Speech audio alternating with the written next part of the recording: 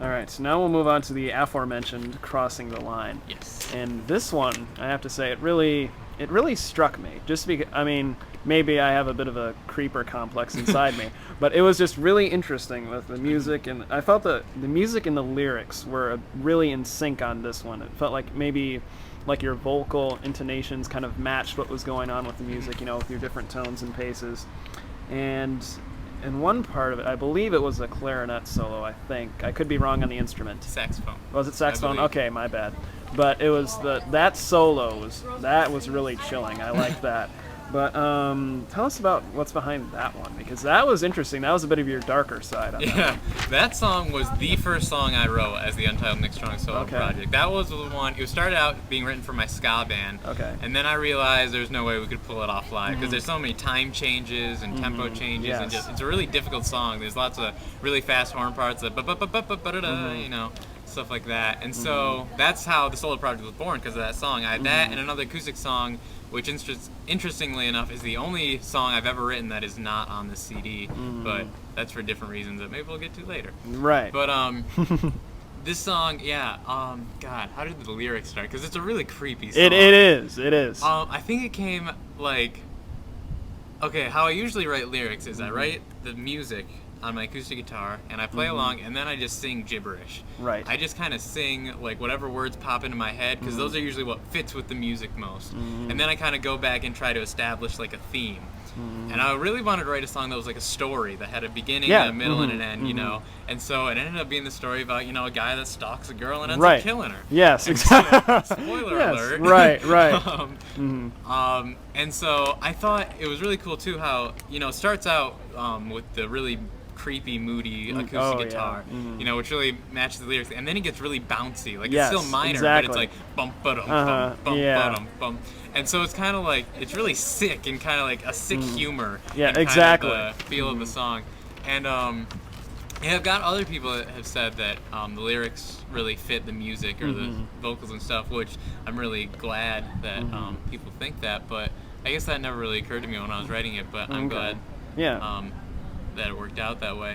And I really like that song. Again, that was the first song I ever wrote, and it's also the first song we recorded, which is one of the reasons why it's a bonus track, because the quality's not quite as high. Okay. And also that sax solo, which you're talking about, I'm glad you liked it, but if I could redo anything on the CD, it would be that sax solo, because I wasn't good at saxophone at the time I recorded that, and so the tone's not the best. So, I mean, it still sounds cool. There's a lot of really creepy reverb on it. And which is probably what I was picking up on. Yeah, probably. I mean, I'm glad you like it. I'm sure a lot of people other people do too, but I would never show it to like my saxophone professor. Okay. I'd always skip that track if I were to show it to him. So, but yeah, that's another one. The reason the last three are bonus tracks is because most of them were earlier songs I wrote, and they don't really fit together as like a coherent CD, and they're also the least commercial. Okay. They're not. They're the most musically complex, but they're the least likely you would hear on the radio or something. Right. And so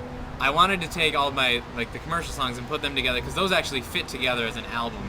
As varied as they were, they kind of had a similar feel to them. The last three songs don't really have that feel, and they don't really mix together as well. They couldn't just be like, you know, track 6, because, you know, you end with Westward Run. Westward Run is the end of the CD.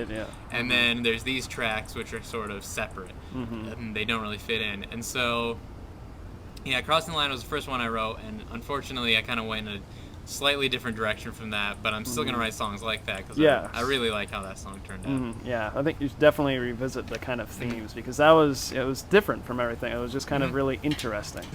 But and now we'll move on to the final track, The Siege on Sanibel Hollow, which, like you say, like those are the tracks where the composition of it was like really interesting and complex, and the lyrics just came in fast and furious here, and they were done. So give us a little more insight on that one, because I had a little bit of trouble just like, what's this one about? This one was written right after Crossing the Line, so I was still kind of on that musical freedom high, where I was like, I can write whatever I want, so I'm going to. And I ended up, what I wanted to do, I was writing a classical piece at the time, a piece for my high school symphonic band, which we ended up playing. And I realized I wanted to put classical music influences into a punk rock song. And so that's where that whole, you know, the cello intro comes from, and The weird time signature. It starts out 9/4, and then like the bridge is in 7/4, and then it goes into punk rock, just like Right. power chords. And, but the power chords are introduced on marimba. So Yes. it's a really messed up song, but I love it. That was probably the most fun to write because it's just me going crazy and mixing punk rock with classical, and it's fantastic. And yeah, there's only 4 lines of lyrics in the whole song because I didn't think it would stand as purely instrumental. I felt it needed something to kind of hold it up, but I didn't want the complexities of the music to be overshadowed by lyrics, and so it's just got that punk rock part, and the lyrics are kind of actually very parallel to Abandoned Ship because they were about me starting the project at the time and just kind of my ambitions for for writing music. And so yeah, that song is weird. I've got a lot of people that just don't understand it. Like some people like are just like, this is my least favorite because I just didn't get it, but then a lot of people it's their favorite just because of how unexpected it is. So that's why it's last too. I figure the complexity stands on its own, and once it's done, you're just left like scratching your head. And so that's the best way to end a CD, I think. Exactly. Yes. Them confused. Exactly. All right. So we've gotten through all the material on A Heap of Broken Images, and now we'll talk on that title just briefly. There's the insert from T.S. Eliot's The Wasteland, which is where that comes from. So why don't you give us insight on just why you named this CD A Heap of Broken Images? I have my own theories, but I'd rather not look like an idiot. So why don't you just tell us what they are? Interpretations are always open in music. Yes.